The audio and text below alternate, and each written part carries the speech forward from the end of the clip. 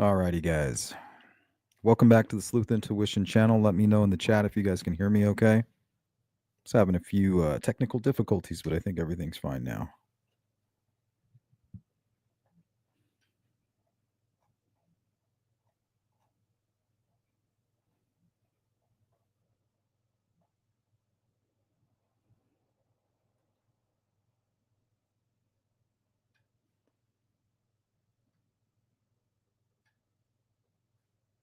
So testing. Danny B. Alrighty. Can hear you okay. All right, we're good to go. Thank you, Elaine. Okay, before we get going, guys, I do have some breaking news, some personal news that I'm finally comfortable sharing with you guys. You guys are always there for me, so I want to share this with you. Just give me a minute. I got to pull it up on the screen. So, the reason I'm late to the stream is I was gathering information and kind of trying to figure out the location of where the CCTV footage that Osberg posted on YouTube was coming from. And I did locate it. I wanted to see if I can pull it up on Zillow, which I did. I do have. I may pull up a couple images. I was hoping to look for the camera itself, but I think as long as we know the angle and we can all agree which home it is, we know where the video was being taken. So that's what took me so long. Just trying to make sure I had that correct. And then also what you can expect from today's live stream, there should be 3 takeaways. And I haven't read the documents in like in full detail. We can go over that further today. But the things that I took away from it, number one, Richard Allen could not have seen a van at 2:30 because they have CCTV footage of a van entering the private drive at 2:44. So we'll look at that, and this is according to Richard Allen's defense team, Baldwin, Rosie, and Auger, or Auger, however you want to pronounce it. Number 2, Ron Logan has multiple confessions. Earlier today, I said that Ricci was the guy that Barb McDonald was working on, but that's not correct. That's James Haas. So I have these two individuals confused. So that means that Ron Logan confessed to 2 separate people that he was locked up with. We'll talk about that. And then number 3, in these documents, they're trying to state that water damage was not present on the phone, so therefore water could not have caused the false headphones alert on the phone, which is just not true. Water damage is only going to be present if it actually enters the inside of your phone, and then it marks those sensors and lets the technician know, like, hey, this phone or this piece of this electronic device has been exposed to water. But you can get water into the phone jack without it going inside the actual phone to report any type of real water damage. And we'll prove that here. So I wish they would be at least intellectually honest about that and say, hey, even though we know that water damage or water could cause, a false reading, that there are headphones plugged in, but this is why we believe that's not what's happening. Because anybody with common sense knows, especially when you're trying to convince people of that. And there's people out there listening right now that are like, hey, I had an iPhone 6. It never had water damage, but one time I did get it somewhat wet. And all of a sudden I can't use my speakers because it thinks I have headphones plugged in. How many times do we have to have people come forward to say that before the defense team is going to realize that that is possible and that that's gaslighting, and that approach doesn't work with a jury or a judge because we're not stupid. So just be honest, and we might be willing to listen to some of this information. So we're going to not take their interpretation of the information. We'll take the interpretation and we'll make up our own minds. But we'll also decipher that little defense filter that they have. But anyway, personal information. I know some of you who are new to my channel are like, hey, whatever, I don't want to hear about that. Get on with the Delphi case. But this is more for the sleuth crew and people who have been ride or die and have been supporting my channel and who actually care. Maybe, and some of you might be new. But I have great news for you guys. Some of you guessed it, but this is an ultrasound, and that is my little baby.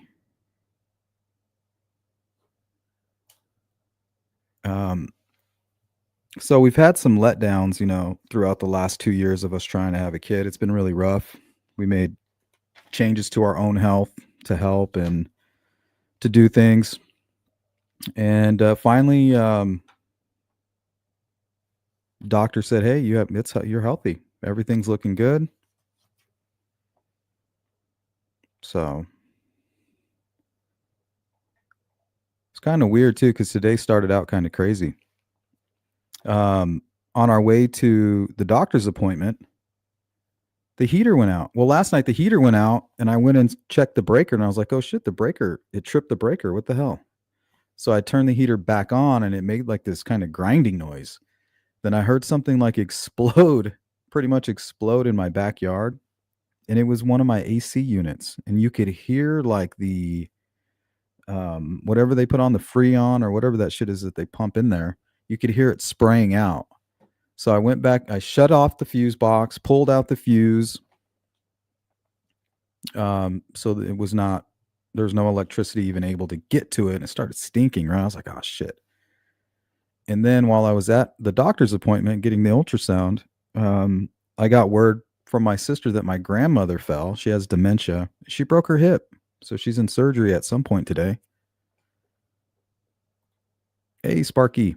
Thank you. Danny B. Yay. Mary C. Welcome in. Lisa.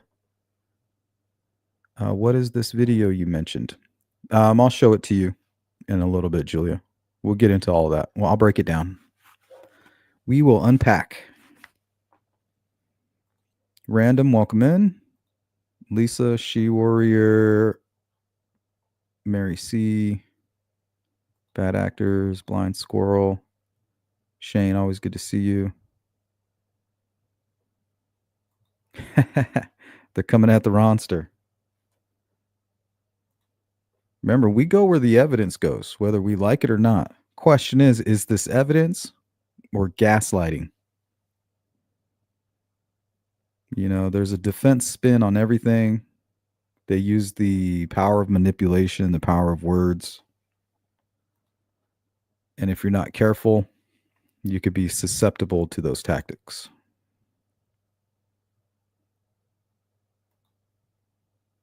Good to see you, V. Marie. Mustang says, one of my phones got moisture in it. Charging port would no longer charge.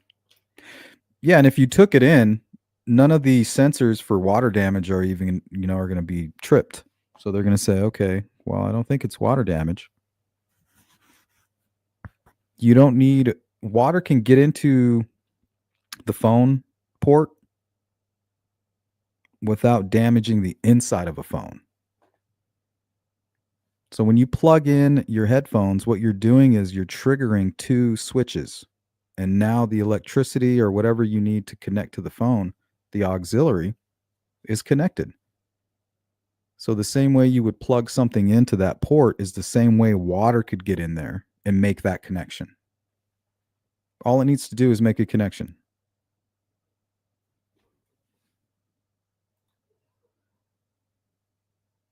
Lisa says Ron Logan was huge compared to the bridge gnome. Yeah, Richard Allen's pretty tiny. I think he was wearing like a size 6 shoe or something like that. What's up, Shrooms? Said it. I know about water damage, unfortunately. Yeah, we all do. It's common sense. So the last part of these documents is going to be Richard Allen's previous defense team trying to convince us that it's not possible for water damage to make an iPhone 6 think that there's headphones plugged in, when that's just bullshit. Nobody's going to believe you or listen to you if you keep just flat out lying. At least tell us what we already know, that it's possible, and tell us why it's not water damage. Then we might listen to what you have to say. Yep, we're having a baby. Cross your fingers. We need a boy. I mean, I'm cool if I have a clan of girls, but I mean, I need a boy. I I need some backup. Shane says, I thought it was Elvis, but it's Ron. Yeah. And this means that Ron Logan confessed apparently to 2 separate inmates. Because earlier I told you guys about somebody that claimed that Ron Logan was masturbating on the floor of his jail cell and screaming out the girls' names. That was James Haas, and that was information uncovered by Barbara McDonald. So good work with her too. So I was mistaken earlier, guys. Thank you, Kelly. I appreciate that.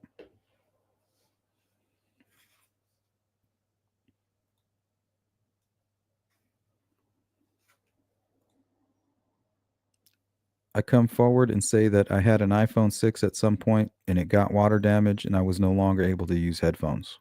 There you go. But most importantly, are the people coming forward saying that no water damage, but something was going on where their phone was they weren't able to use their external speakers. And when they took it in to get looked at, there was something inside the phone port that was creating a connection or tripping one of the sensors to believe that there was something plugged in. So once that sensor's tripped, it's telling the phone like, hey, we need to send sound not to the external speakers. We need to go into the headphones now. Now, if you remove whatever's making that connection to those sensors, boom, the external speakers will pop right back on, thinking that you've unplugged the headphones. It's really not that hard to understand. So for this defense team to insult people's intelligence, I don't think it's helpful. It's argumentative, really. Thank you, Julia. Thank you, Bad Actors. Thank you, Pam. What's up, Jeanette? Thank you, Jerry. Thank you, Mustang. Thank you, Elaine. Shane, appreciate that. Sparky, thank you. Thank you, V. Now, this will be number 3.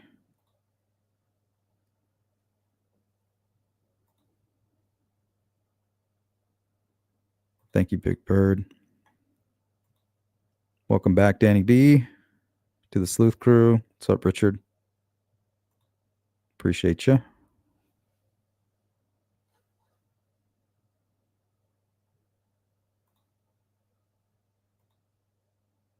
Yeah, it's great news. I'm really happy about this. 8 weeks, Danny.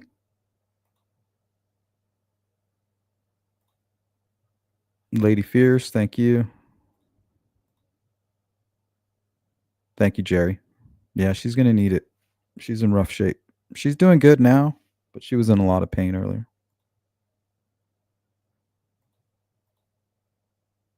8 weeks. 8 weeks. September, baby. Good to see you, Mustang. Gaslighting. Yeah, it could be. I mean, let's go through the information and we'll make an educated decision. Remember, we go where the evidence takes us, but we're not here to jump and let our emotions control us, right? Or let our confirmation bias. We're going to work it out. Gaslighting. Hey, Fire and Ice. What's up? All they did was further confirm. Yes, exactly. And I said that earlier is that I feel like these guys are kind of dense because they like to provide information that they don't realize is hurtful to their client.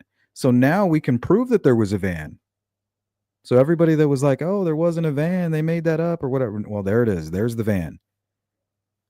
So they're like, okay, well, there was a van, but it wasn't there at 2:30. It was there at 2:44. Okay, well, how do you know that the timestamp is correct? You already said it was wrong from AM to PM. Now we're supposed to believe you that the timestamp is correct? It's obviously not placing the timestamp itself based off of a satellite or being attached to like something online, because then it would register the right time. So that means that the customer or the person who owns the camera entered in the time, and that's why it was AM or PM instead of AM, or excuse me, AM instead of PM.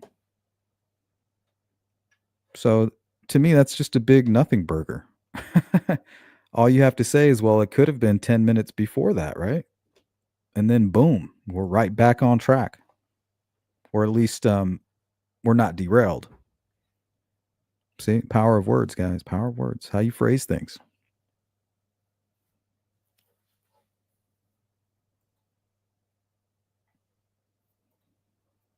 Okay, so show of hands. Go ahead and type a 1. Maybe we should do a poll. Here, I'm going to put up a poll. This will make it easier.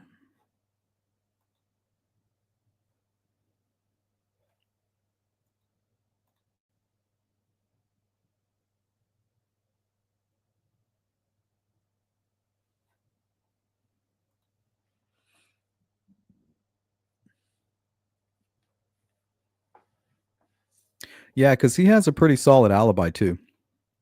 He doesn't have an alibi for the kidnapping, really. But as far as everything else, I mean, what they're claiming here, it's just not possible.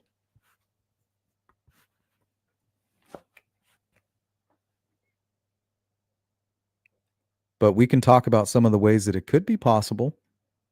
Let's break it down. Let's play devil's advocate. Let's look at it. Remember, let's not shy away from anything that might change our minds, first and foremost. Don't put that shield up. I want you guys to come into this ready for your mind to be changed. But first, we have to establish what it is that we're looking at.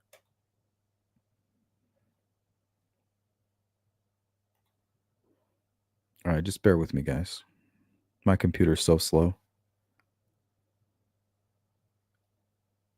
I have like 4 gigabytes left out of a terabyte. So it's like processing so slow.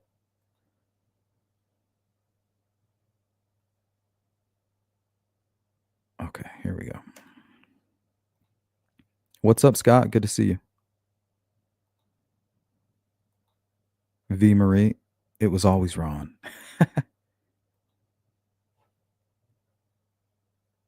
Yeah, this is what you're gonna get from a lot of people. I told you it was Ron. I told you it was Ron Logan. Well, didn't you just say it was the Odinist? Yeah, but before that, I said it was Ron. Well, didn't you say it was DP before that? Yeah, but after DP, I said Ron, and then I said I was wrong about DP, and then I was right about Ron. 100%.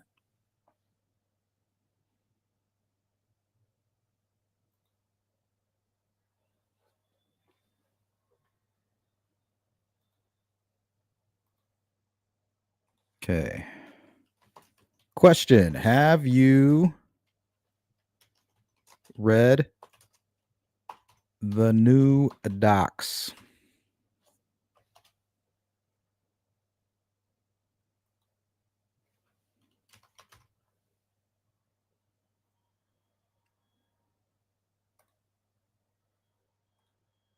Okay, you guys, please participate in the poll. That gives me kind of an idea of where I need to start and how much we need to cover. So please participate in the poll. Question: have you read the new docs? Do you know what is in the docs? Have you listened to anybody read them? Shout out to the Defense Diaries for posting the docs on X. Thank you. And with no need for a watermark. Would you look at that? But they're definitely motivated to spread the information, so I get that. Watermark might keep people from spreading it. All right, 26% say yes, 55% say no.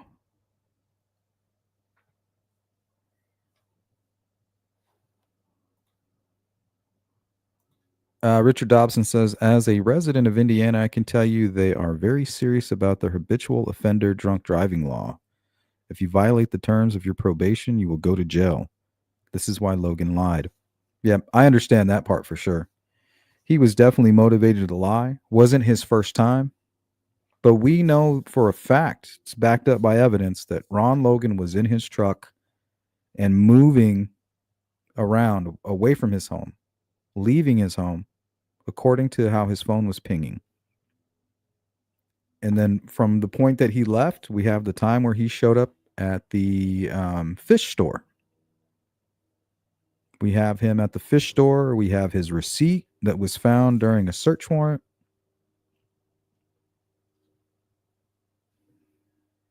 So he has a pretty tight timeline. And he never mentioned, well, we'll get into that here in a second, because there are some very interesting things that you can't just explain away, right? But also, everything that comes from that defense team, you have to take with a grain of salt. The Franks memo was just pure lies. They should be ashamed of themselves for that. They still haven't come out and say, well, some of it we got wrong. Mm-hmm. What's up, right field?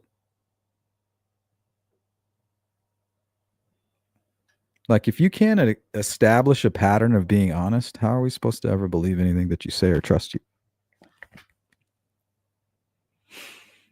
Burnt the cauliflower and cheese. Damn it.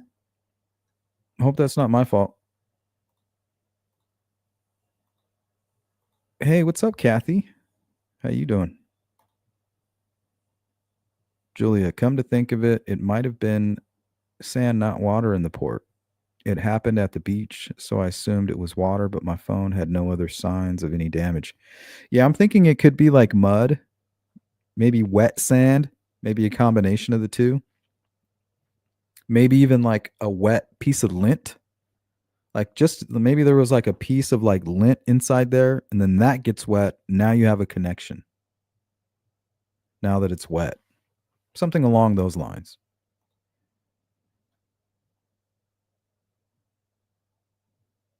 Ha, yep.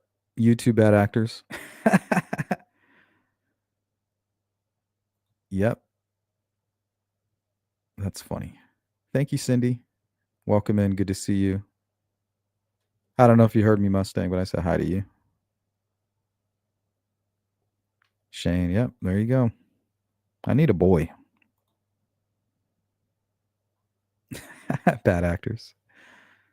Yeah. Early September. Wait, what? A baby. Yes, Cindy. We are having a baby. Stephen Hipkiss, I feel like you have to remember that this is not something the defense is just throwing out there. It's the testimony of their expert witness, which is likely far more qualified in the area than us. That's the part. It's not. We know you don't need to be an expert to have this information. Now, if you were talking about something scientific, yeah, there's no science to this. It's proven. This is proven. So they're making a huge mistake by gaslighting like that. If they would just be honest, they might be a little bit believable.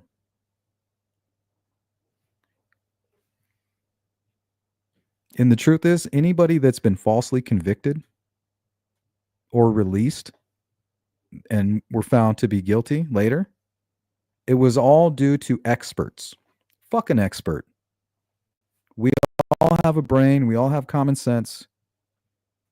You know, the truth is how it exists, regardless of what these fucking experts say.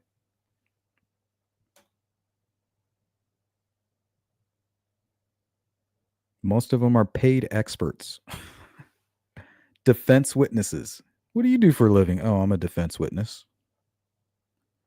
Oh, you just fucking spin all of the discovery into their favor? Yep. That's what I do. And then I never ever admit that I did that.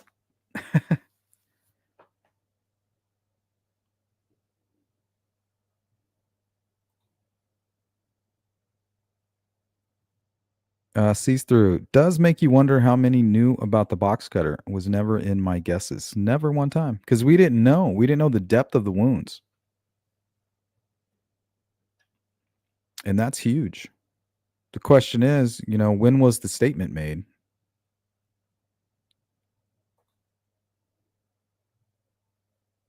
What happened to the defense yelling at Weber on the stand that he wasn't home until 3:30? Obviously, they knew the van was there.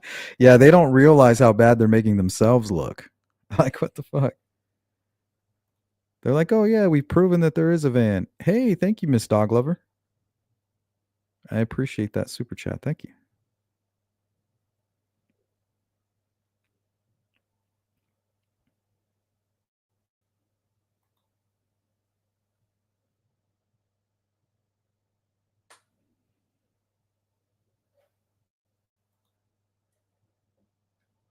Okay, so let's go into some of the information. According to the poll, 70% of you don't even know really what's going on with the documents or what we're talking about. So I grabbed these. I was told about these, I think, by Joe Newman this morning. He's a subscriber of the channel. And we went looking for them and found them on X. They were posted by the Defense Diaries, so I appreciate that. Of course, they're highly motivated to get this information out there, but either way, thank you.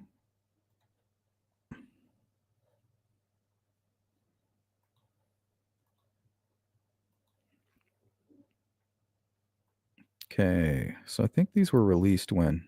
Yesterday? Yeah, there might have been some folks already talking about this yesterday.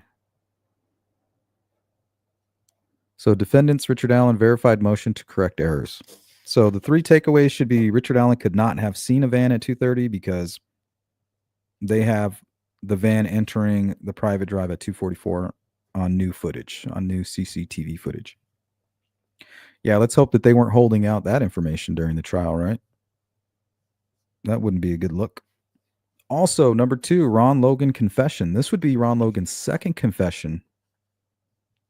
Both witnesses being basically lifelong scumbags, though. So if we can't trust Keegan Kline, how are we going to trust these folks? And then number 3, expert says water damage not possible. Water could not have caused what happened. We just know that to be a lie. How? Because we did our own investigation. How? Google. Countless people went going on forums making YouTube videos about why the hell their external speakers won't work. And why does it say that there's headphones plugged into their phone? And that when they take it in to get looked at, there's no water damage, and that they found that something was inside of the port. So too bad that they don't have anybody saying, hey, yeah, we looked at the phone, but we never checked the port. Because that's what they really need to say, oh, it was clear of any debris. So I can't get behind why they do some of this shit. It doesn't make any sense.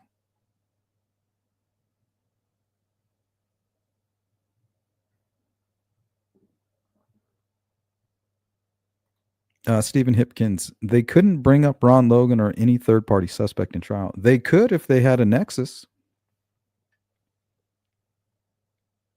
That's the rule. That's what makes them a third-party suspect in the court of law, is a nexus and evidence tying them to the actual crime. And that's what they're trying to do now. They're trying to say, like, hey, we didn't have this information during the trial. Now that we have it, that's the whole point of them filing this document.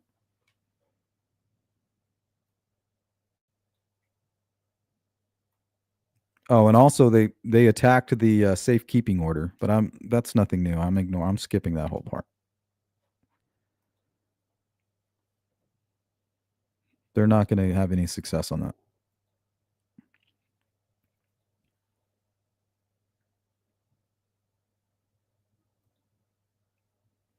I think they're saying his Sixth Amendment was violated, but it wasn't.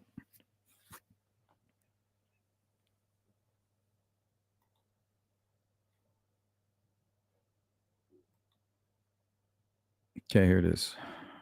14th Amendment.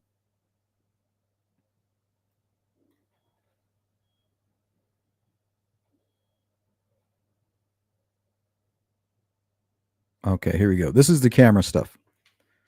So, conviction obtained through use of false evidence known to such by representatives of the state must fall under the 14th Amendment. The same result obtains when the state, although not soliciting false evidence, allows it to go uncorrected when it appears. Kind of like a video of a van, right? Like when did you have that video? You know, it's kind of like conspiracies, like people attacking the United States. They say the government, they don't participate in the attacks. They just choose to kind of not protect us from it. They just kind of step back. But that's an accusation in itself. At trial, the undisputed evidence was that Libby German's cellular telephone stopped moving at 2:18 p.m. on February 13th, 2017 for 7 minutes until 2:25 p.m. It then started moving again, stopped moving permanently at 2:32 p.m. Okay, so the defense is saying the prosecution was able to convince a jury that the van, and because they had testimony from Brad Weber, who also stated, yeah, I think I came through there at about 2:32. And Richard Allen never testified, so we don't really know. That was a confession that he made to Walla. So this is the story that the prosecution painted during the trial, that the van came up the private drive around 2:32. So, I mean, that's off by 10 minutes. What is the defense trying to say?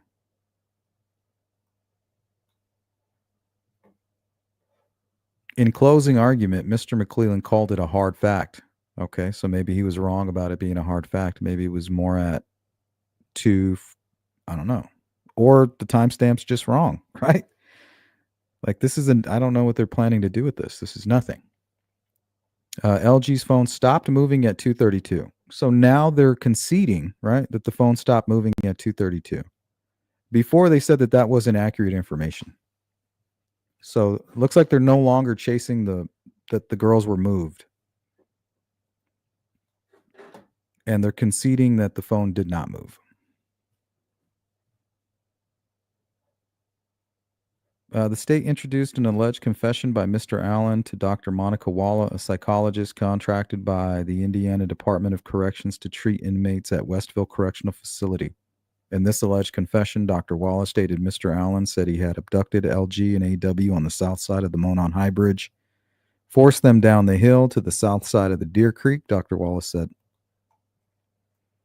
Mr. Allen said he was on the south side of the Deer Creek and was planning on sexually assaulting Libby and Abby when he was interrupted by a van. Dr. Wallace said Mr. Allen said he became scared when he saw the van and crossed Deer Creek from the south to north, from the Weber property to Ron Logan's property, taking Libby and Abby with him. Okay. The state also introduced the testimony of Brad Weber that he left work at the Subaru factory in Lafayette, Indiana at 2:02 p.m. on February 30th, 2017, and arrived home in his white cargo van at about 2:30 p.m. Give or take. Like, we're talking about a 10-minute window here. We're talking about 2:32 to 2:42. And we're comparing that to an unreliable timestamp. From Mr. Weber's testimony, the state argued Mr. Weber's arrival home in his van was what interrupted Mr. Allen, causing him to take Libby and Abby across Deer Creek to kill them on Ron Logan's property. The arrival of Mr. Weber's van at about 2:30 was a detail only the killer would know, said the state. But the problem is, the state also contended that Libby and Abby died near the time 2:32 p.m. So wouldn't 2:42 be near 2:32? Like, what am I missing here? When Apple Health data from LG's phone showed that the phone stopped moving, if the arrival of Mr. Weber and his van interrupted Mr. Allen, forcing him across Deer Creek, Weber would have had to arrive near his parents' house at the end of the private drive.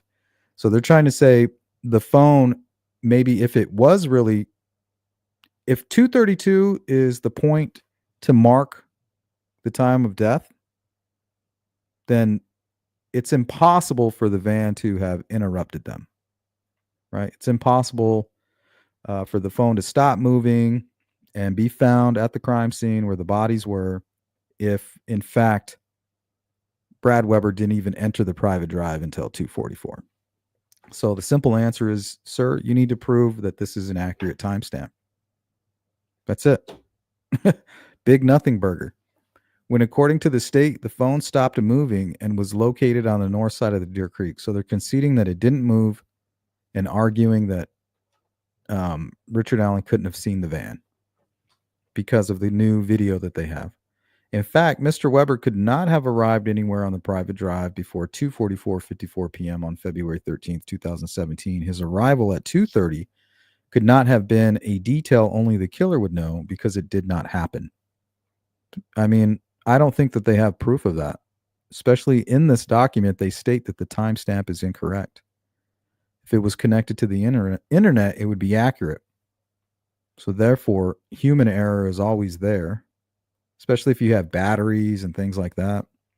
If you unplug it, plug it back in, you're losing time that way. The state knew or should have known as much, and the state either elicited Mr. Weber's testimony. See, you notice that they don't ever mention anything about the timestamp. It's always something else. Either elicited Mr. Weber's testimony. See, they're accusing. This is the part that I don't like. They're always creating this atmosphere of corruption. I feel like the jury's nobody's buying that.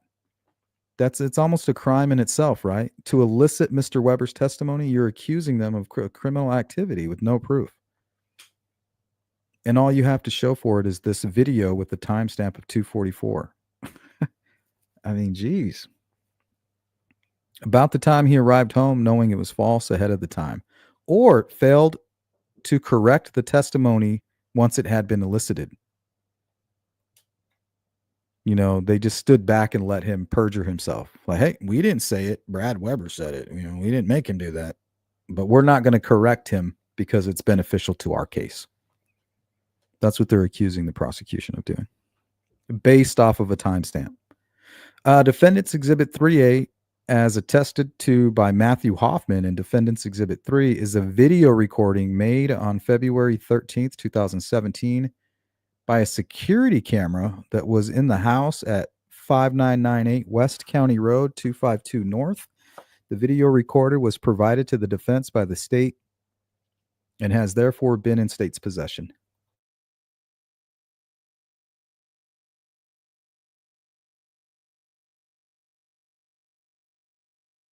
Ooh, sorry. I just had a sneezing fit. That was good.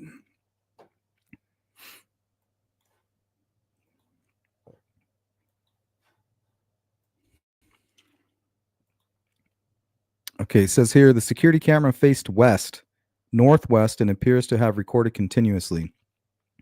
So they leave two links to YouTube videos posted by Michael Osbrook. I should have seen the timestamps on those. I wonder when they posted those to YouTube. But here is a screenshot from that video.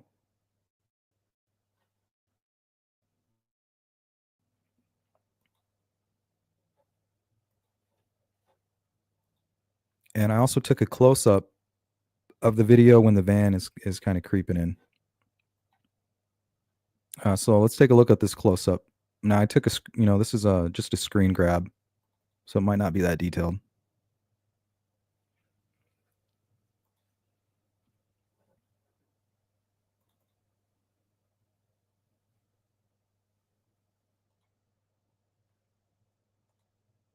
So there's the van. It's going right up to the private drive.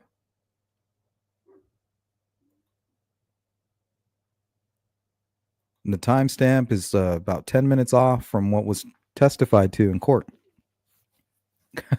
I think it's easier to assume that the camera timestamp was off by 10 minutes than going through 22 pages of bullshit, don't you?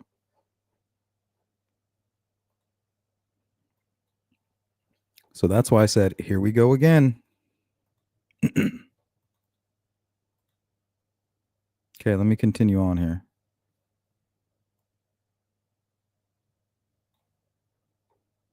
Okay, the security camera faced northwest, and appears to have recorded continuously. Here, maybe we can do this real quick.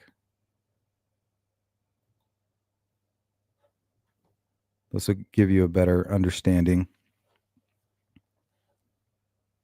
So private drive is over here. And remember, at 9 a.m., there was a strange man that was witnessed.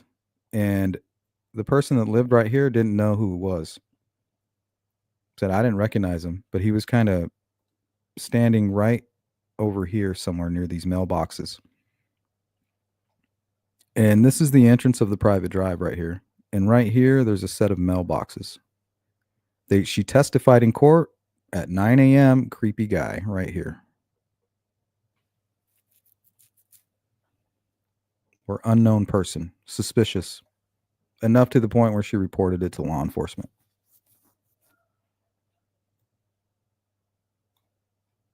And here is the home. No street view, but it is on Zillow. No photographs with the camera. But you can clearly see where it is.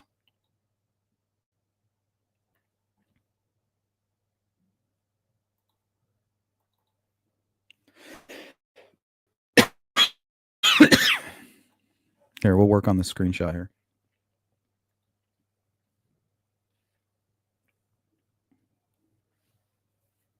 Oh my God, so freaking slow.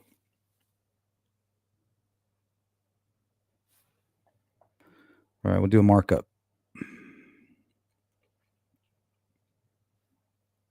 So in the footage, you don't see this tree, but you do see this tree and this group right here. And then you can also see the power lines and this white picket fence. So that means the camera's either somewhere on the front door pointing in this direction, but I think it's on the side of the house maybe. Or it could be trying to point, maybe it's over here pointing at the cars. But it appears to come from here.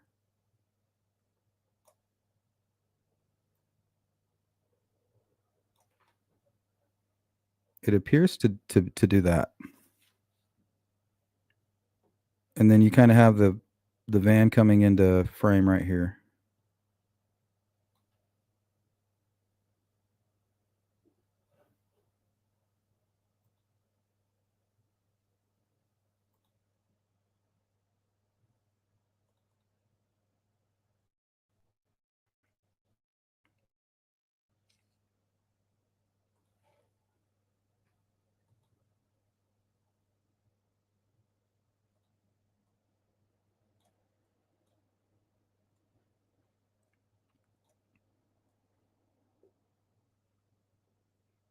So yeah, I think it's coming from the side of the home. There is a sliding glass door right here and 2 windows.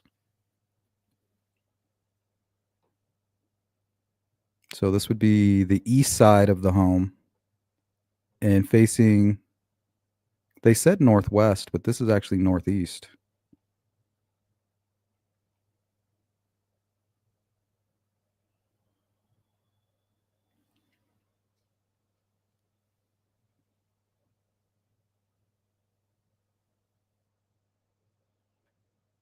So I think they got that part wrong.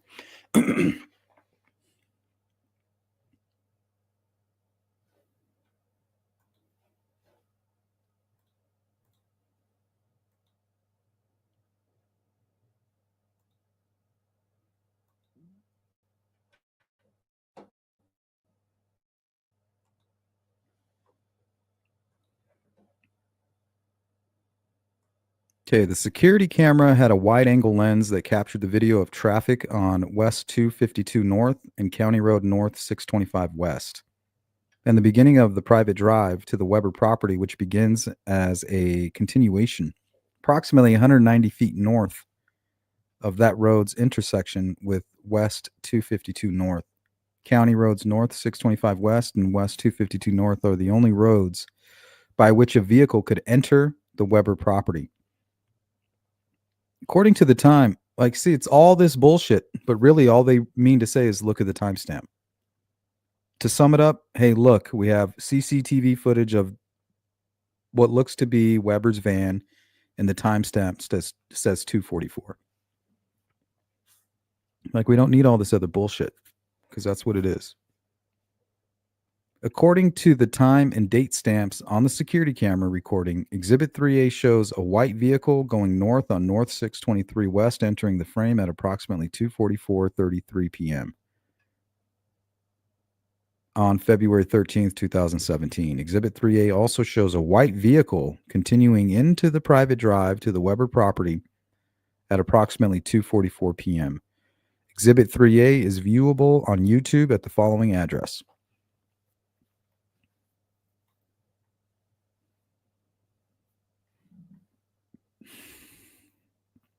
Exhibit 3B is a video file that contains 3 zoomed clips from that video.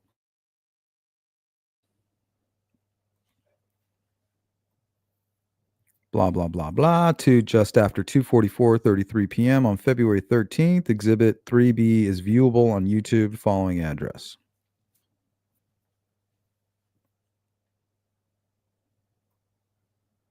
Yes, we get it.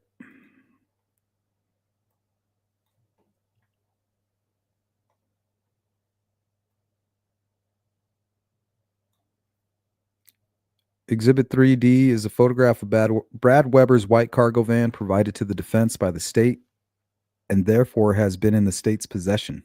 The photograph of Mr. Weber's white cargo van in Exhibit 3D. Okay, so this is like basically discovery almost. And the defense is choosing to misinterpret it or admit to other possibilities, right? The photograph of Mr. Weber's white cargo van in Exhibit 3D appears to be at least similar to the white cargo van as it appears in Exhibits 3B and 3C, the zoomed video clips and zoomed still photographs created from Exhibit 3A, the original security camera footage. Other video files produced by the security camera in the state's possession provided to the defense in discovery and covering the time from 2 p.m. to 4 p.m. on February 13th, 2017 do not show any other van driving north on North 625 West. Yes, but the timestamp could be wrong. So blah, just more blah, blah, blah, blah.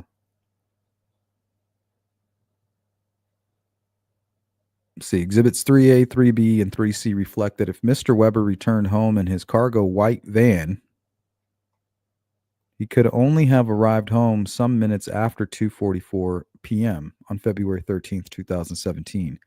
12 minutes after the time the extraction of Libby German's cellular telephone shows the telephone stopped moving at 2:32 p.m.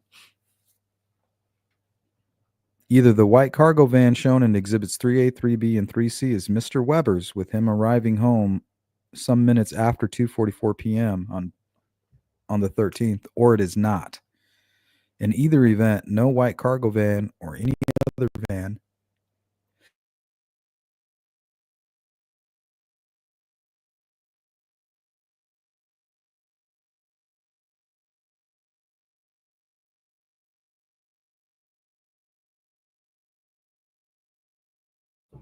Oh man, I can't stop sneezing.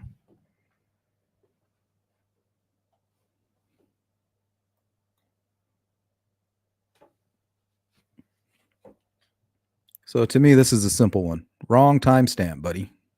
There, done.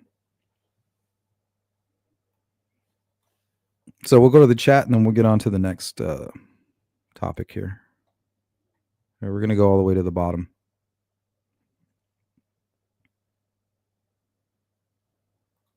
Welcome in, Mike. Yeah, you're more likely to, that's for sure. Poos, this letter from the inmate, R. Davis, with Ron Logan confession seems like way too much detail to me. Like he's going to say all of that. Yeah, it is very compelling. The story even kind of lines up. So maybe we'll go directly to that stuff.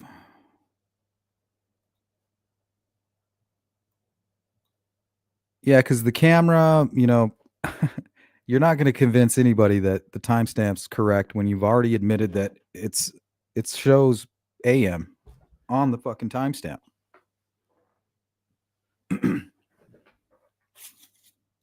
So that's kind of ridiculous. Nothing burger.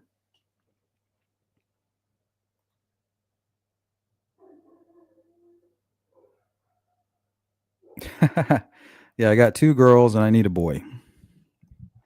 If it's another girl, that's great. It probably will be a girl, but I need a boy. Timeline puts Rick on the bridge for me. You can include Ron, maybe even be true, but that don't make Rick innocent. No, not at all. Rick hasn't talked. He talks like others are involved. Who are these other people involved? Also, Ron Logan left at 2:09 right when the kidnapping was happening. So maybe he was aware, maybe even facilitated it, got something out of it. I mean, he went and spent a bunch of money at a fish store. He cleaned up the morning before like he was expecting to have company. Some people say, "Oh, it's because he had a party the night before and there was a bunch of drugged out people kind of lingering around." That's just not true. So we have footage of Ron Logan, and you can tell he's done hours of work. His whole back of his truck is filled with, debris and trash from around his property. And he didn't leave there until about noontime. So it really doesn't make sense. What he confesses to mathematically is impossible. So either he knows what happened and he's telling what he knows and kind of twisting it a little bit to make him seem more involved, maybe to impress this person, like, hey, the high profile case, that was me. Ha ha ha. Remember, everybody has their own motivating factors of why they do what they do. Okay, Ron Logan's confession to Ricci Davis before May 15th, 2017 is newly discovered evidence entitled Mr. Allen to a New Trial. And remember, they asked Judge Gohl to approve Ricci Davis on the witness list, and she approved it. They didn't call him. What's up, Eazy-E? Said in regards to being honest about ISP. Yes, Eazy-E. That's what I'm saying. We're not biased here. Absolutely, buddy.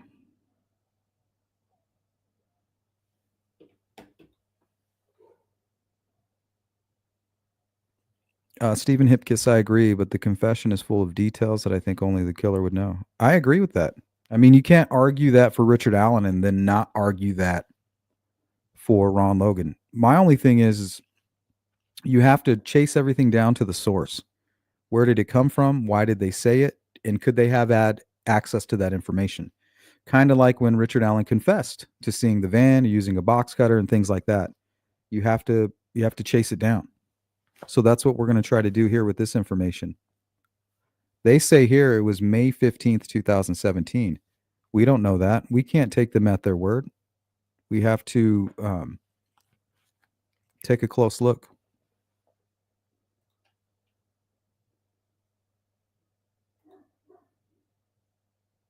Cindy, we are all Thomas Frost in that regard, right? BG did seem to be walking pretty confidently, almost as if he knew the nearest neighbor was not home. Yeah, and just remember, Richard Allen worked at the pharmacy. He would have known that the Webbers transferred their prescriptions to Arizona, right?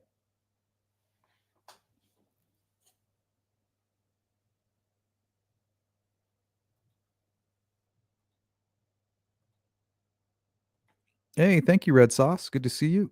Here, let's try to catch up on this chat. Ron, 11:30 to 12:30 at the dump. Back home, left for fish store. No, he actually left at like 2:09. He was in his car. It's like a 40-minute drive, so he gets there at 3 something.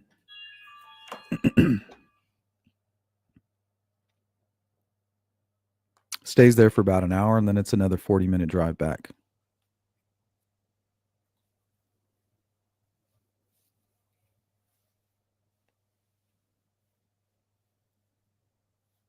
Exactly, Grunge.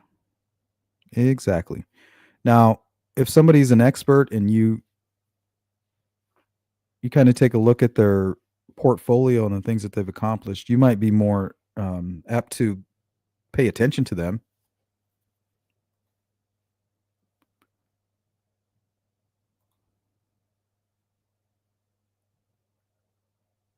Shane. I'm sure it's coming. Cheeseburglar.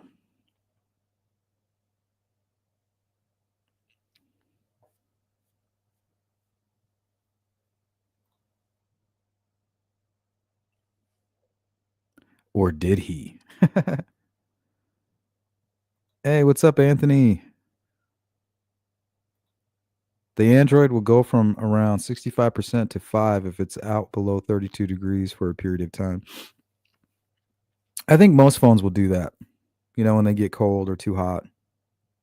I think I've had my iPhone do that as well as my Android. What's up, Steve? Says Richard Allen is innocent. I don't know why. I can't articulate why, but I just know that he's innocent. Because the cult that I joined, they're pretty cool people. That's what they say, and they have convinced me.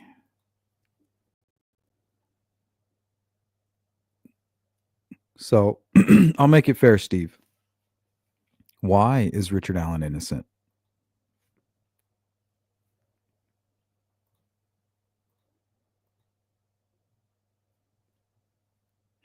Well, lots of innocent people get convicted, Miss Doglover. That's why we got to be precise. Hey, Steffa.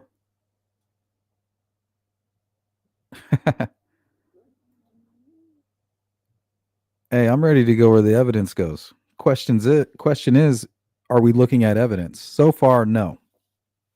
But this stuff about Ron Logan is pretty interesting. Question is it true? Where does this information come from? How accurate is it, right? Dr. Kaur was the forensic pathologist who conducted the autopsies of Libby and Abby. His original opinion, held for years about Libby and Abby, died with that 2 weapons were used. See, I always thought that was very interesting. So you have 2 victims. You have the victims kind of looking different. Their wounds are different somewhat. And then you have the pathologist saying that he believes 2 separate weapons were used.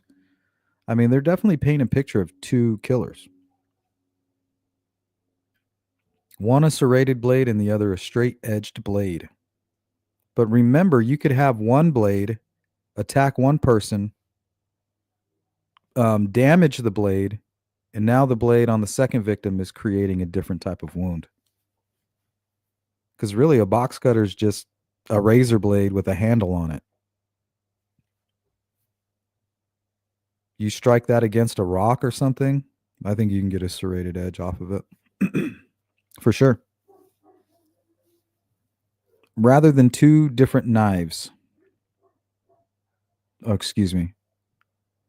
For the first time at trial, having had a eureka moment at his tool bench, Dr. Kaur opened that the girls could have been killed by a single box cutter rather than 2 different knives.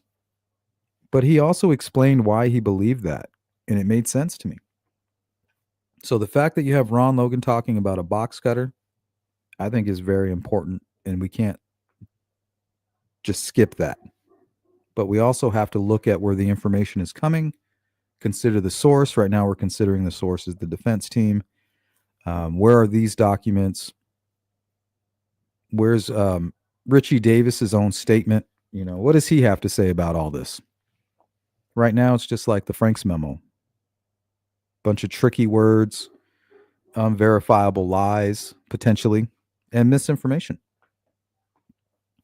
Right now, it's, these aren't facts to me. As attested to by Matthew Hoffman in Defendant's Exhibit 4, it is a redacted copy of a tip from the Orion database of tips dated May 15, 2017. In that tip, which the state has always had, Ron Logan is alleged to have confessed to Ricci Davis sometime before May 15, 2017, while they were in prison together, that he had killed Libby and Abby. The material part of Ron Logan's confession to Ricci Davis, as it appears in Exhibit 4A, is reproduced below. And they have some footnotes here. Logan confessed to Ricci step by step of killing the 2 girls. Logan told Ricci how he burned his clothes in a fire pit and where it was located, used box cutters and struggled with one of the girls, and thought drops of blood from his nose ended up on her clothes. Ricci also advised that he killed the older girl first. So this confession lines up a lot with what we know about the crime. It lines up almost perfectly. He says box cutters with an S. He used two of them. Maybe, he was doing yard work. Maybe he had them. He's always doing something around there. Question is, what is Ron Logan doing at the bridge? He's definitely not the bridge guy. Or is he? Is he the bridge guy? Doesn't look like it. But we know that the witnesses saw the bridge guy, right? The witnesses saw the bridge guy, and he wasn't Ron Logan. So there's that too. And also, Ron Logan, we know where he was. So he would have to do everything that he's confessing to when he came back.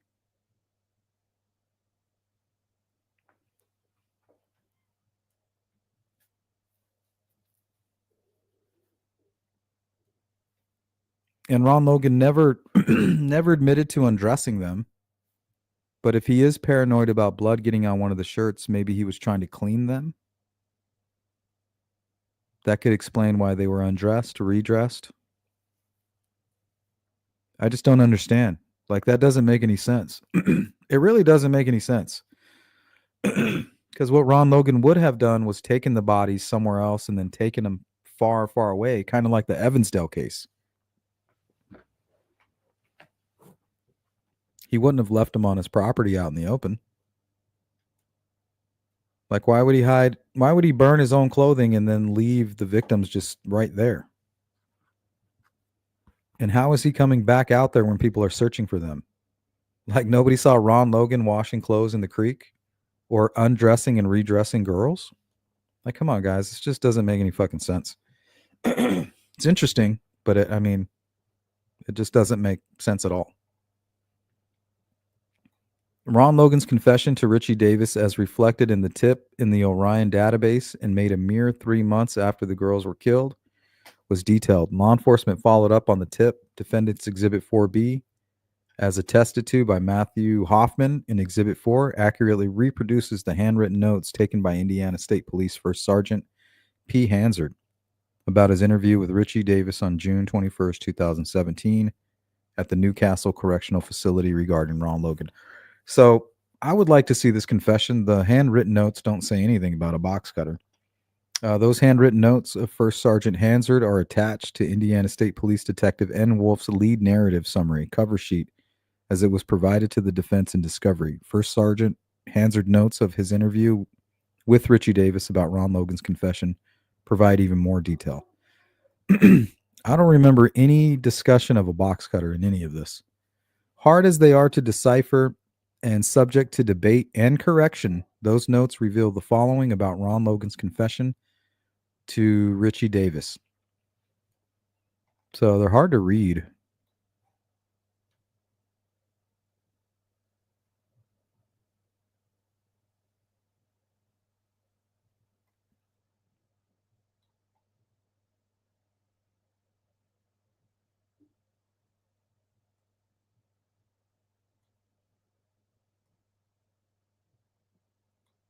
So, I mean, this is all hearsay right now. Somebody's going to have to interview this guy. Deposition. Defense is like, well, this is our interpretation. Talking about knowing one of their dads, to walk with them. One of them wanted to turn around, grabbed youngest shoulder. It's okay. See, and the one thing that Ron Logan didn't know about was the gun. Remember, guys down the hill? He's got a gun. One said something about calling the police. Sexual attack wasn't true. Originally not trying to go rape them. So why are you even taking them to your house? Like, this shit don't make any sense. Originally not trying to rape them. Paranoid about probation. Felt like he crossed the line when he grabbed the youngest one. Weird. Top half of page 2 of Exhibit 4B is reproduced below. The bottom half of the page duplicates the top half. Okay. Seems to say he started talking. Ironic should have been in school. Knew one of their moms, waitress at a bar. Everybody knew that. Animals walked with them. Animals walked with them, willing to go check out horses. He XXX. He told them he had rabbits in the barn. Walked through the trail in the woods. So they didn't cross the creek then, according to this. Oldest was paranoid, didn't want to go. Youngest wanted to see horses.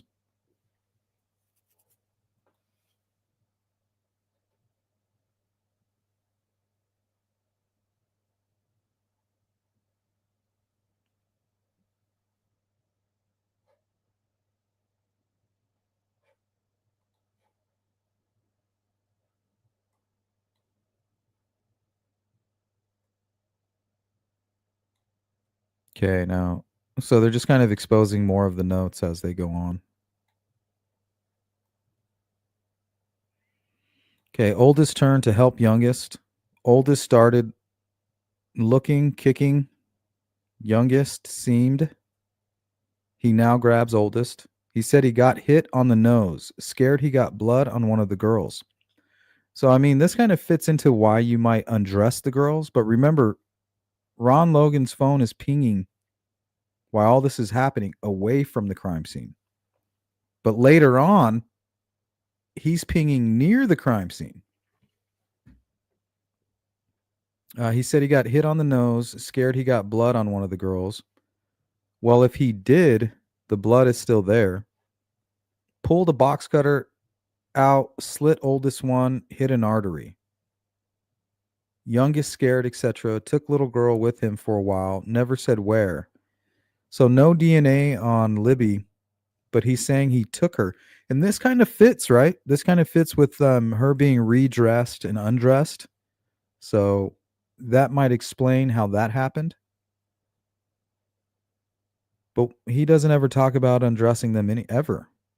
So it's like he didn't know that they were undressed.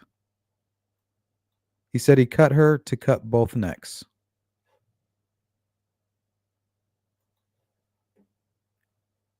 Remember, I still believe Ron Logan had intimate knowledge of the crime scene because it was on his property. He may have even discovered them before anybody else and kept that to himself. All right, continuing on. It seems to say he left again, came back later in the evening, search going on. So, yeah, the only way for this to work is for him coming back later in the evening. And you're telling me that with all those people searching, you didn't see Ron Logan out there moving two bodies? And there's no evidence, no DNA, no nothing. Later on, late hours tried to move oldest one to area not going to be found. Place where four-wheelers go. Burned his clothes in the burn pile. Okay, nobody saw him burning shit. Hiking, walking boots, gloves, bag. Yeah, when did this happen? You'd have to say, okay, when did this happen? Nobody reported Ron Logan burning anything. Soles of boots in the burn pile. Next morning, two other girls knocked on the door, asked to search on property. Feel weird if he said no. He let them take off. Got a hold of a family member and got out of the area.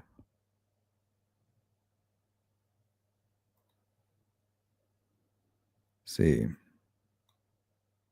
Seems to say first time he's seen them from property, home, etc.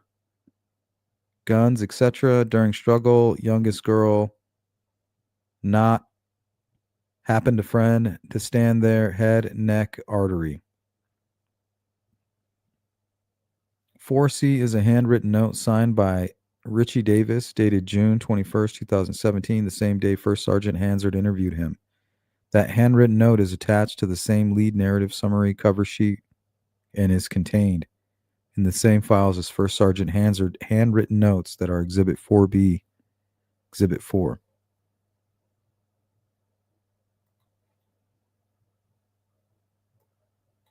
All right, let's take a break there. What's up, Jill Moser? Laura C., good to see you. Sorry I'm so behind, guys. I'll do my best to catch up.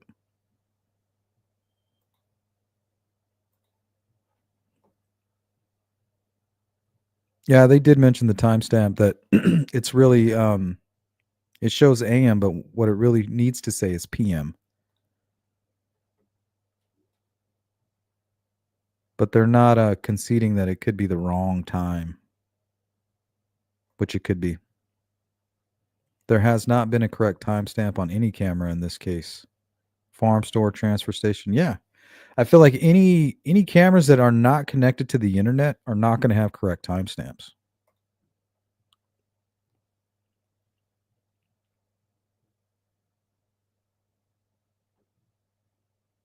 Because anytime the power goes out or becomes unplugged, you're losing that time. Thank you, Stefa. I appreciate that. Thank you so much.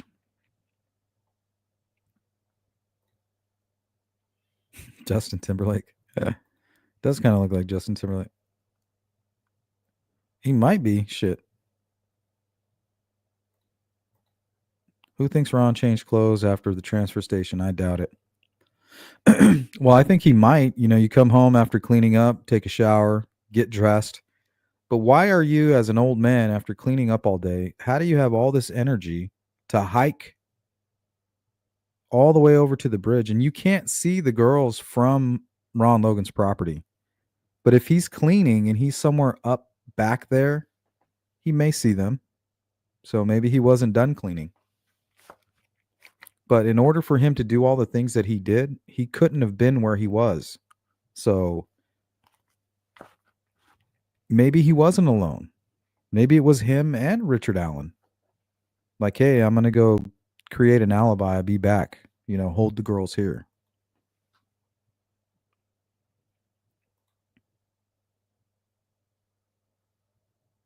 Shane says, yes, sees through, not to mention he's about 8. Well, he's about 6 feet. 6 feet tall. So he could definitely match. If he's not wearing boots or anything like that, he could match with some of the descriptions. They said 5'10". You know, 6 feet's not much taller.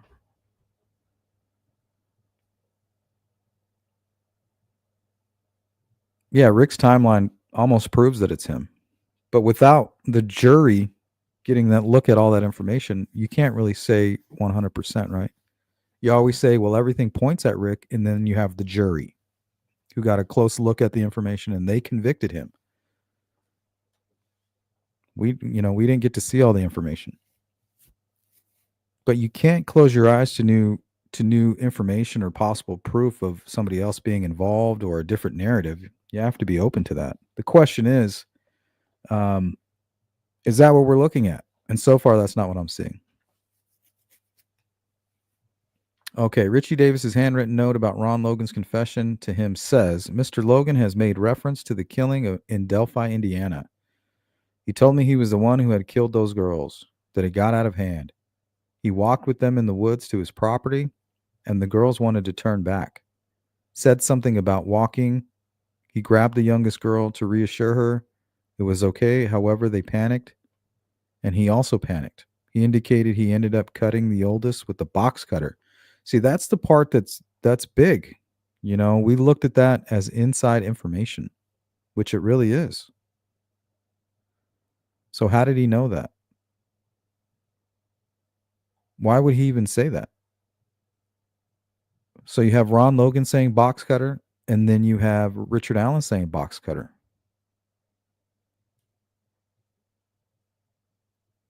But what's funny about the defense is you have a guy. Remember, Ron Logan was also kept in confinement, solitary confinement.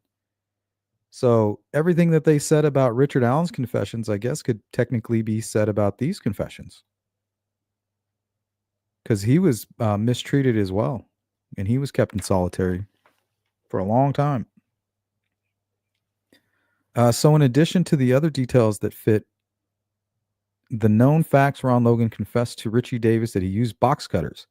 So yes, if this is true, that's huge. So now it's time. The next step is to verify this, right? To kill the girls. If instead of for the first time at Mr. Allen's trial, Dr. Kaur said 7 years earlier said the girls could have been killed by a box cutter, there would certainly have been probable cause to arrest and charge Ron Logan with the girls' murders. Possibly. I think so. As it was the FBI, 2 months before Ron Logan's confession to Ricci Davis, had obtained a judicial finding of probable cause to search Ron Logan's property. But also remember, I believe that Ron Logan walked up to these girls early in the morning. The sun, plenty of sunlight, maybe even a flashlight. He went down there and he himself could have looked at the wounds and said, it looks like somebody got him with a box cutter. People do a lot of weird shit. He could have put his own theories together and been going through some weird stuff while in prison and just started kind of spouting off at the mouth. This stuff has to be proven. And his phone pings, they just put him somewhere else at the time. So if all this did happen, he kidnapped them and they went straight to his place or straight to some location that's off-site. But if they did that, why would the girls be found right where they left their cell phone? Why would you bring the girls back exactly where the cell phone is? Doesn't make sense, guys. Ron Logan's confession exculpates Mr. Allen and would probably produce a different result, probably. Accordingly, the court should either vacate Mr. Allen's convictions or set this motion for a hearing.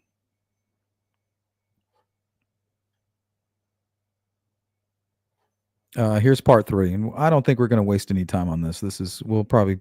I'll show a few items. This is just ridiculous. I don't think they should have thrown this in here. Defendant's Exhibit 5, the affidavit of Stacy Eldridge, states that dirt or water damage to the phone could not have caused the auxiliary jack on LG's phone. That's just a fucking bold-faced lie. Bold-faced lie. Miss Eldridge's expert opinion is newly discovered evidence that would probably produce a different result at a new trial. So she's an expert in extracting data from devices, right? She's not an expert in interpreting it.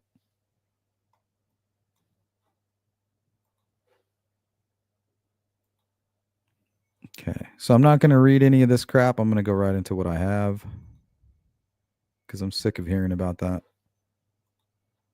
It's annoying. It's insulting, really. I think that's what it is about it. It's insulting.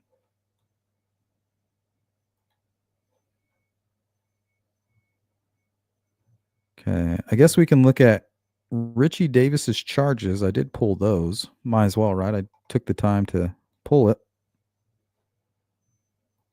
Take a look.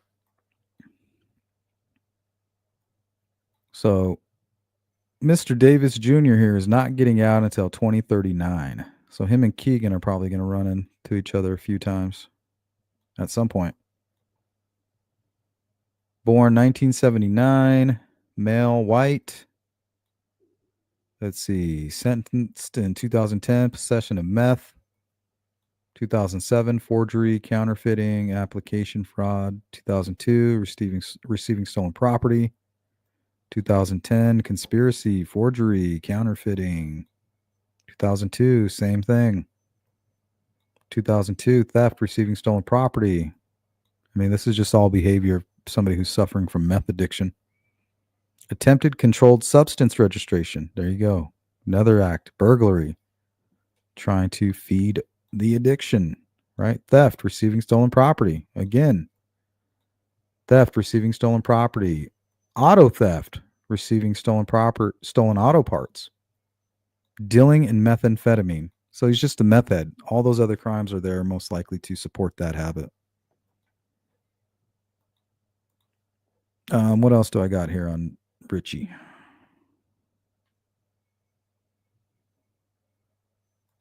Oh, I have his probable cause affidavit.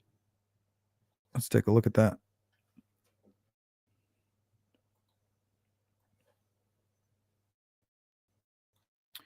Yeah, we may have jumped the gun here.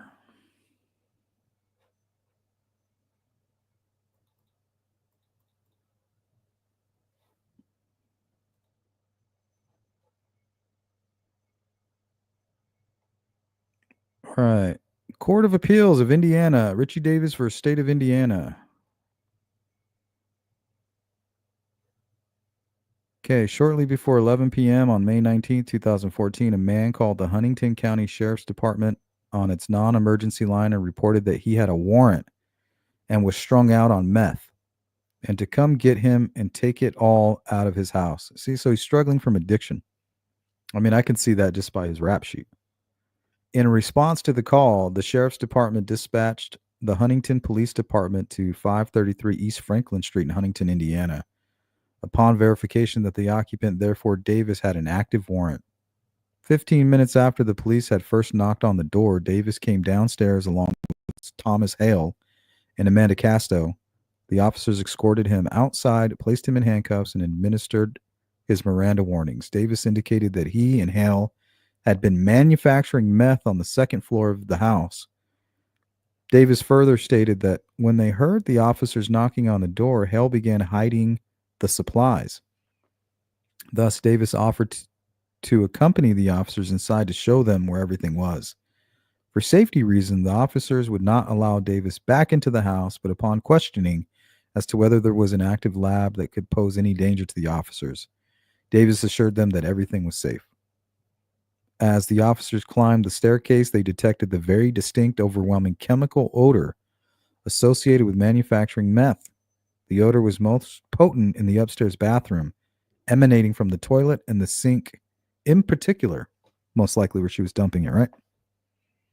Once they confirmed that there was nobody else in the house, the officers went back outside to retrieve their protective gear.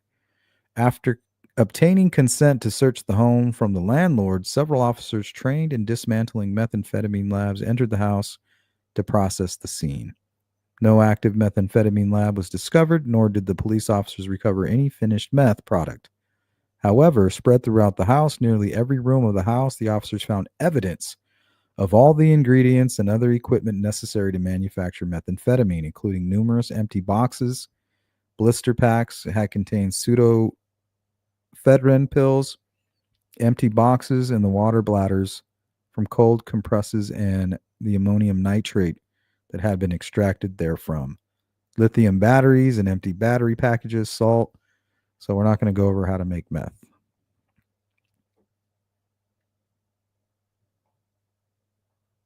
The state charged Davis with dealing in meth within 1,000 feet of a youth program center as a Class A felony. So habitual offender.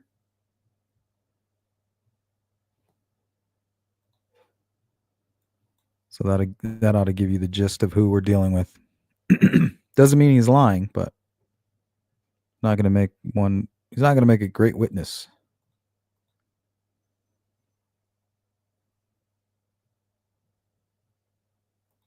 Okay, iPhone glitch. Let's take a look here. One of the videos I like to show is a video by Christopher Dungeon. He's a YouTuber, and he did a video on this very, very topic. Let's take a look-see, and then we'll read some of the...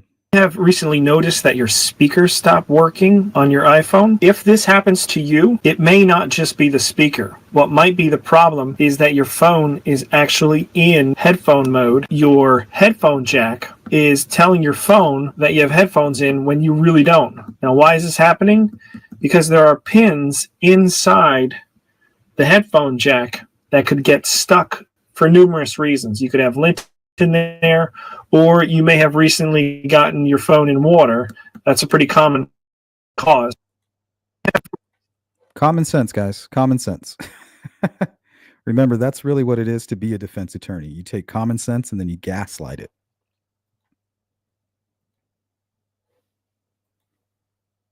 What else we got here?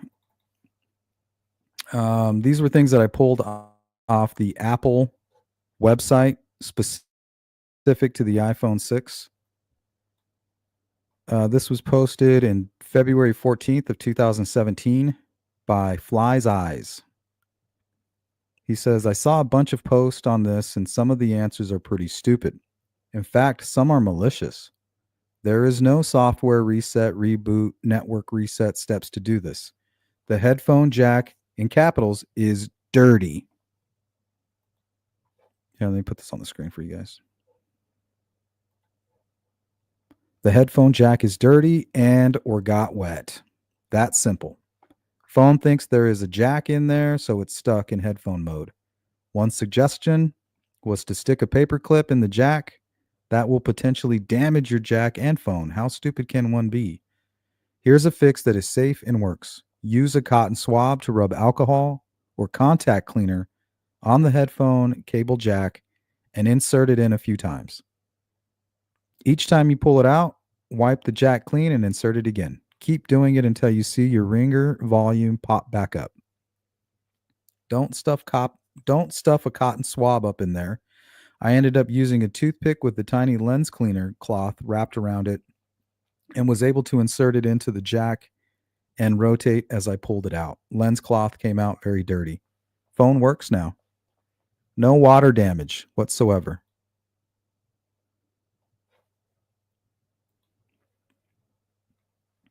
Headphone mode stuck after water got in port. This was posted October 7th, 2023 by Jackson 4568. The morning I was taking a bath and had my iPad on the ledge of the tub checking assignments when I got a text and reached for my phone on the toilet. Then I retracted my arm. I knocked my iPad into the water, but my leg was there, so it didn't go all the way in. It wasn't probably a second when I got it out and threw a towel over it. So this isn't for an iPhone 6, but same concept. Got it out, threw a towel over it, and wrapped it up. I sat there for an hour and everything seemed fine, but the audio.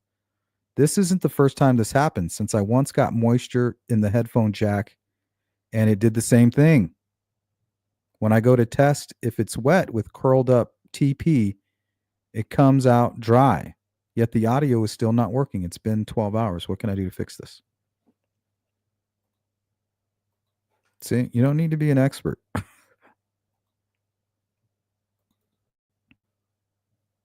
Let's go to some other accounts here.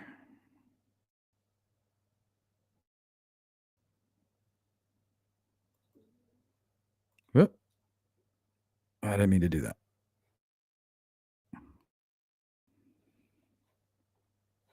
Oh, this one was all about the iPhone 6 turning itself on and off also with slight water damage. But I think we've made our point. All right, guys, that's pretty much it. Let's go to the chat and see what you guys are talking about.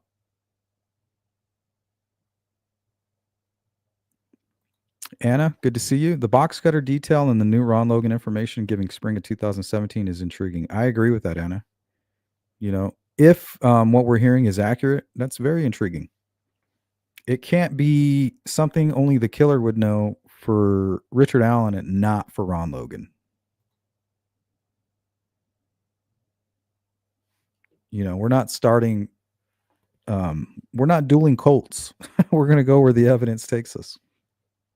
But first, we have to establish whether or not we're dealing with actual solid information.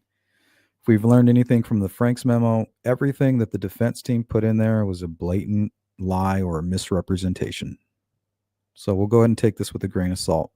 On the surface, it looks compelling, and I won't lie about that because it will. It is, if it's accurate. But one thing I've learned about this defense team, that's just never really been the case.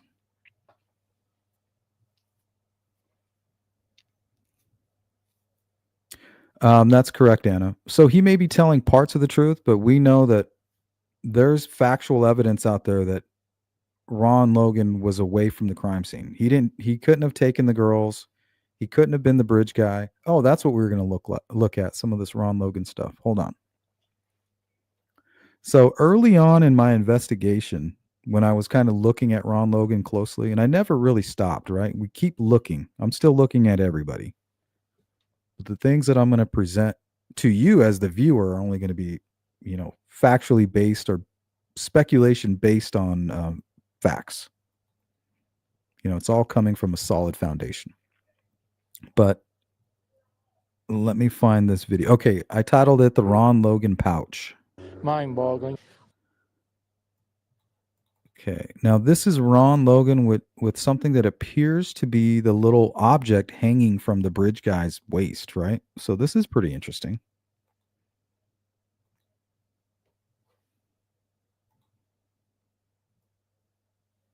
So look at that item hanging from his waistline. Look at that. That was the moment in 2017. I would say probably like, I think maybe like October or something. I was convinced it was Ron Logan because of this video right here.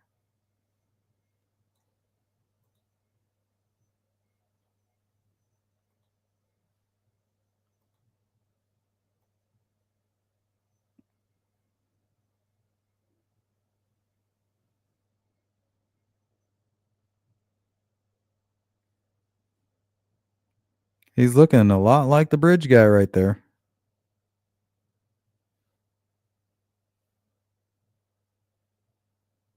Is that his fanny pack?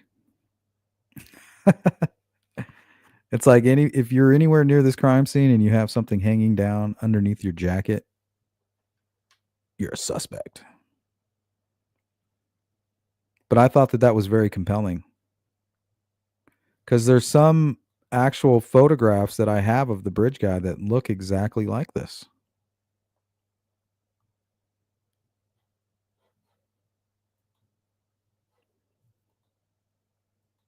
But anyway.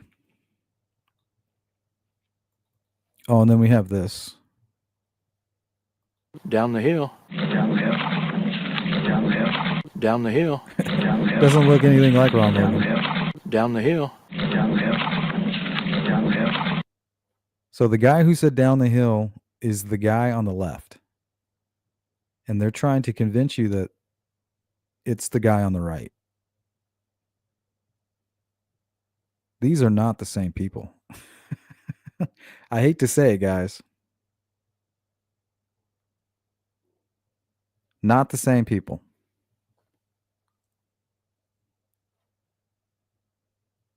Were they working together? That's something I can get behind. You know, originally they thought there were two separate weapons. There appears to be two separate MOs with each girl. One's completely naked. The other's, redressed and all this weird stuff going on with her. I mean, you could have two criminals, maybe three. Maybe three people came up with, we're planning this for a while.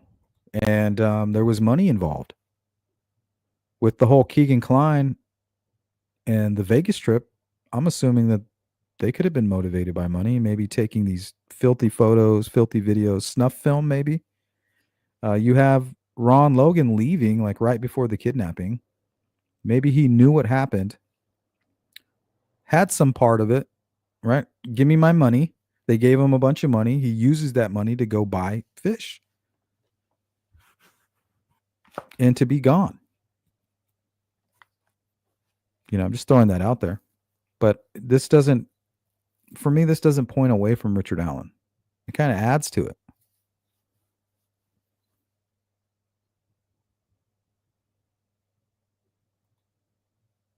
Anna says, evidence seems strong. The girls were abducted at the end of the bridge. Yeah, the evidence strong.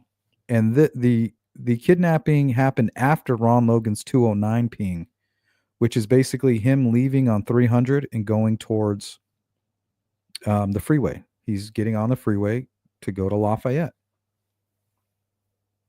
So either he knew about it, facilitated it, and that's how he has inside information, or he's completely innocent and this is a fabrication, and maybe the person providing the information is the one who in fact has the inside knowledge, right? He's lying. There's a good chance that Ricci Davis is flat out lying. He may know who really perpetrated the crime, may have heard through the prison system the details of the crime, fabricated the story knowing who Ron Logan was, for benefits, to get out of prison. You guys want to interview me? You're going to have to take me out of my cell. Let me go to this part of the prison that I never go to. I get to go to an interview room. There's all kinds of reasons. There's reasons why Keegan Kline lied, right? But we still have to look at it, try to figure out what the hell it's going, try to find a reason behind it, find out what's factual and what's not.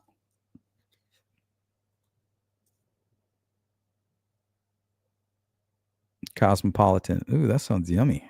Lucky you. Ron received or made a phone call at 2:09 p.m. I had never heard that time. He left for fish. Yep. He left at 2:09. And if you guys want, we can do a whole we can do a live stream on Ron Logan if your curiosity is peaking again, and we can break down his timeline. You know, I could be misquoting it, but I have all the information, you know. I have all the factual information. So you let me know if you guys are interested in that. Let me know in the comment section.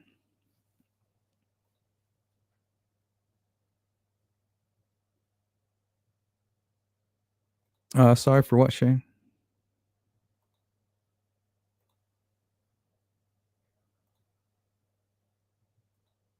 Tammy, what's up, Tammy? I've been using box cutter for 50. There's box cutters. I'm looking at 2 of them right now. I use box cutters on everything. I used to work in a warehouse too. I'm very good with the box cutter. I know which ones to get, but I never had serrated blades before. Oh, thanks for the email, Julia. Oh, let's see here. Yes, please.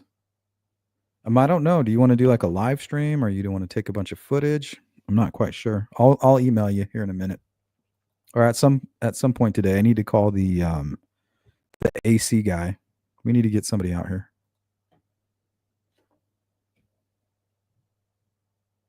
That terrible writing, I think, was written by an investigator. No wonder files get lost. Alan Whiteman. Yeah, those were his notes. Awful. And remember, the guy could be lying too. You know, we don't have a recording of Ron Logan saying box cutter. We have a lifetime criminal and meth head saying Ron Logan said box cutter. So the person with inside information could be Ricci himself, not Ron Logan. But the fact that we have inside information about a potential box cutter, yeah, that's freaking huge. I'm not going to ignore that, guys. Sorry. But we will consider the source.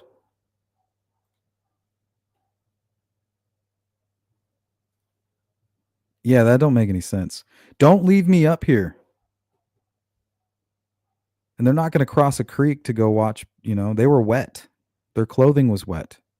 Their clothing was in the water.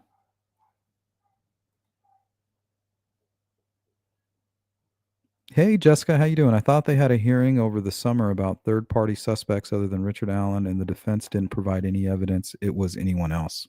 Nope, they didn't. No nexus. But this is apparently new discovery, Jessica. This is new information. This could change everything. It's a Hail Mary. It's a good one, though. It's a good one. We're going to track it down. I think we'll do a follow-up on this one. We'll pinpoint Ron Logan's timeline. We'll talk about all the conspiracies about him using orange oil cleaner to hide evidence. And we now that the trial's over, we know none of that was found at the crime scene. But that was what they were saying, that Ron Logan used a huge, like a gallon jug of that orange oil cleaner that mechanics use, that citrus stuff. And that's what was used to contaminate the crime scene and make sure that his DNA was covered. But there was no evidence of that.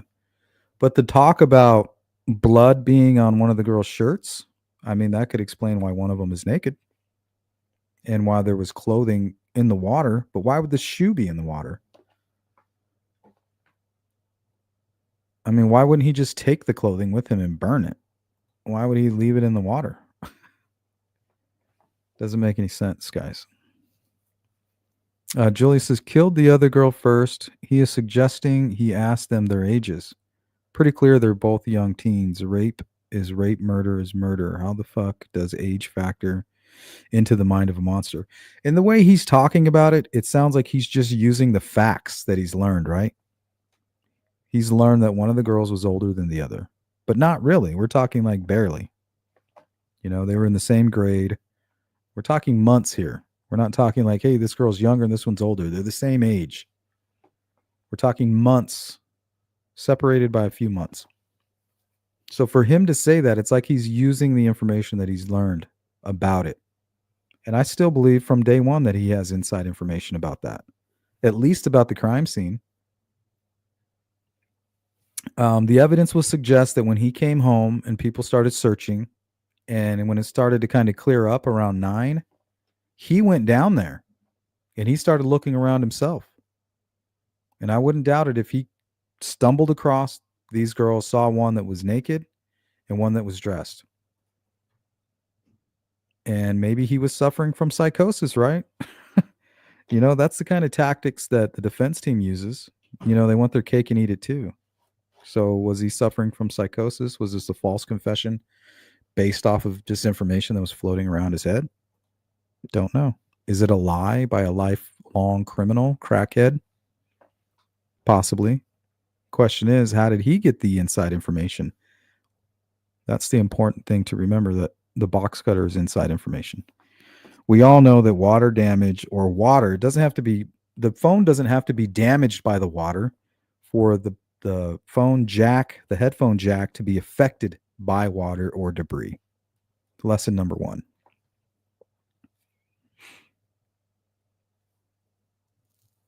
Mention animal hairs that's where that started, and his new information animals were following. Yeah, and then we didn't hear anything about the hair, right, during the trial, but that's a good point. We know that it was there, according to the FBI, because it's in the probable cause affidavit.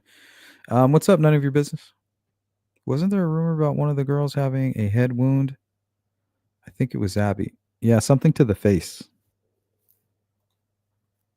What's up, Shrooms? What's up, Poos? 1963. Reasonable doubt is what they are aiming for. Yeah. It could be reasonable if they can prove it as factual. One, they're wrong about the phone jack. So we can wipe that one off the table. They're not going to convince anybody of that. Don't know why they're trying. And then 2, they need to stop talking about the safekeeping order. Nobody's going to admit that that was a wrong move, because you would have to go in time and change the whole timeline and do something different to prove that it wasn't beneficial. And for it to have been violating Richard Allen's rights, he was the one that waived the attorneys. He said, hey, we will offer you an attorney. So now they're arguing that he did have an attorney and that his attorney was misled. It was a guy that we hardly even know about. And he was just there momentarily, and then it got too expensive. Like his ignorance of Ron Logan being listed under a fake name or pseudonym, he should have asked. He just assumed. That's his problem. Thank you, Cheryl Rogers. I appreciate that. And thank you for the prayers for my grandmother. It means a lot. Simple. Ron was tortured and confession was coerced. He was. So does that the same thing that applied to Richard Allen? Because I feel like Richard Allen didn't want to confess, but because of his, he was going nuts. He was confessing to certain things that might have been true. He might have been adding information in there that pertained to another suspect that helped him. Who knows the information he was spitting out? Doesn't mean that any of it wasn't true or that it was a false confession. But false confessions do happen often. But typically they happen in an interrogation room. There's these tactics that interviewers use where they keep them in there in hours and hours and hours and hours and keep telling them how they have all this evidence, and they lie to them, and such and such is dead. We found all this blood. We know that you're connected. And then they just won't shut up. 10 hours go by. They're taking shifts. And before you know it, the person is pulling their hair out and confessing to a crime where they find out that the guy's not even dead. They get a phone call like, hey, such and such is still alive. Oh, sorry, we blamed you. Even though you're in a mental facility now, we're going to leave you there for 3 days. So to say innocent people don't go to prison, you're not being intellectually honest. To say people don't make false confessions, you're not being intellectually honest. But that doesn't mean that's what's happening here. We're going to follow the facts. First, we're going to verify, are they facts? And then we'll go from there. Knowing this group and knowing what they put in the Franks memo about the yellow rope, about the information about Patrick Westfall, about all of that shit, was all lies. No blood at the crime scene. The girls were strung up and there was a ritual that took place and they drained them of their blood. And there was horns placed on Abby's head. None of that shit was true. Anything that we could verify, anything tangible that we can investigate from the Franks memo, they said that Patrick Westfall was found in the video rubbing a rune onto a tree at the same height, and I quote you, the same height as what was discovered at the crime scene. Well, the height of the quote unquote rune at Abby and Libby's crime scene was not even 4 feet up from the ground. The fact is that Patrick Westfall wasn't rubbing anything on the tree, and it was more like 9 feet high. So there was a plethora of lies in that part of the Franks memo. So I'm going to take what they say and what they write and what they put in there as, with a grain of salt. Oh, yeah, the yellow rope, remember? Look, if you look at the crime scene photos, we find yellow rope. They knew damn well the yellow rope was used by the forensic team to create a grid. Yet they put it in the Franks memo to be misleading.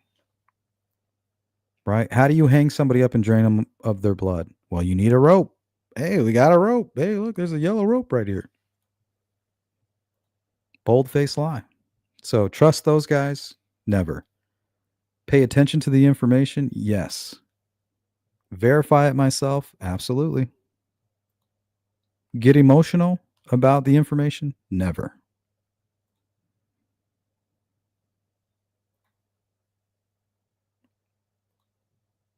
Julie says Richard Allen could have heard Box Cutter through the grapevine and said that to fit into the narrative, when in reality, he could have used some other serrated objects. Yeah, that's true. Or he could have used a box cutter and Richard Allen used a blade, or vice versa.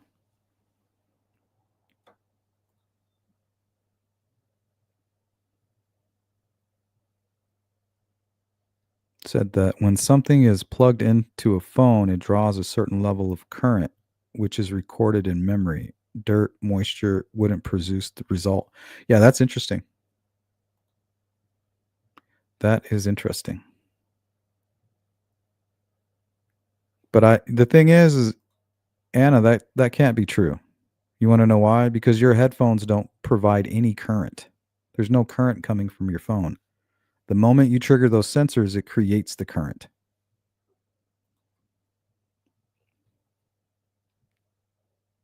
Once there's contact, then it generates the proper amount.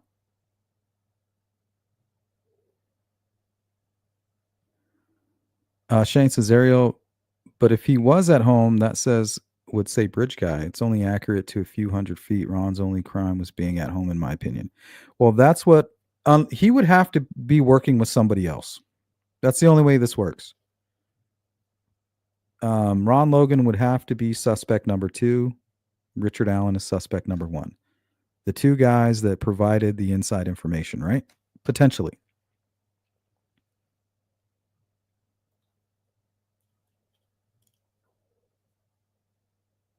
Or even more than that. Like I said, he could have facilitated it. I just don't think so. And we're gonna follow this down. We're gonna follow it down to the source and see where it goes. Ariel, what's up? Silverleaf, what's up?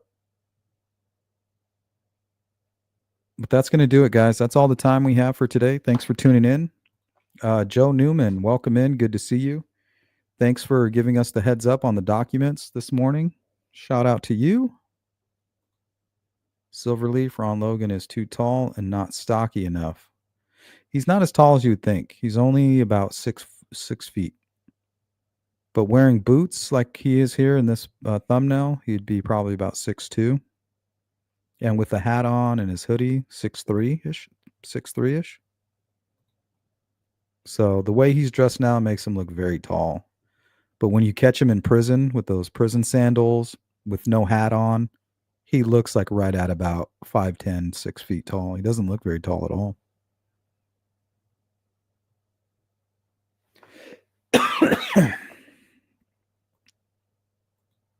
Thank you, Julia. Cheers to baby Sleuthy via host. Thank you so much. I appreciate that. Back to the baby. Are you going to find out the gender before birth? Yes. We'll find out at 20 weeks, unless we get anxious. Then we can go in like right after the 15-week marker. Hey, Go Dog, none of this makes sense unless they were planning on being held for a very long time. Correct. And by them conceding to the phone data that it hadn't moved, they throw that out the window. You know, and it would make sense to me if, for whatever reason, Ron Logan actually kidnapped the girls much earlier, like right when they got to the bridge. Ron Logan comes from behind them, kidnaps them, takes them somewhere else, and then comes back out and then leaves them there. But that doesn't make any sense. I just don't. Why would he do that? If anything, if he had them, he would commit the murders and then take them elsewhere. He's not going to dump them on his own property.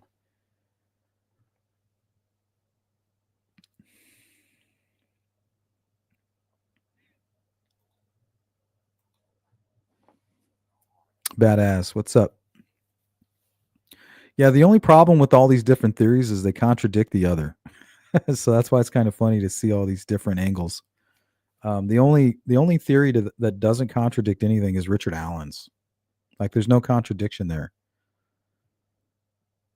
Like, there's a contradiction with Ron Logan because his timeline. We know where he was. We know what he was doing. In order for him to complete what they're saying he confessed to, it would have to be after he got back home and during the middle of a search, which doesn't seem plausible. For Richard Allen, he doesn't even have an alibi. Even his wife doesn't know where he was. She got home at 5:30. And we know he was on the trails and the bridge. Nobody else saw Richard Allen or Ron Logan on those trails that day. Not to mention the bullet. Ron Logan never talks about a bullet or a gun. We know that Bridge Guy had a gun. That was inside information that wasn't released to the public. I mean, we all assumed, but it wasn't there in the video and it wasn't released. All right, guys, that's going to do it. Welcome in, Smiley. Appreciate you, Smiley. Jeanette, welcome in. Thank you so much. All you mods, thank you for keeping the chat chill. I owe you guys big time. All of you members and people who donate to the Cash App and the Venmo and the Zelle. You guys make this all possible. I wouldn't be here if it wasn't for you. I just would not have the time. You guys justify it. And I love you guys for that. So once again, thanks for sharing in the great news. We do have a baby on the way. My wife is 8 weeks. So I'll keep you guys updated on that and also updated on the ongoing developments from the defense team about the Delphi murders. Catch you guys soon. Take care. Peace.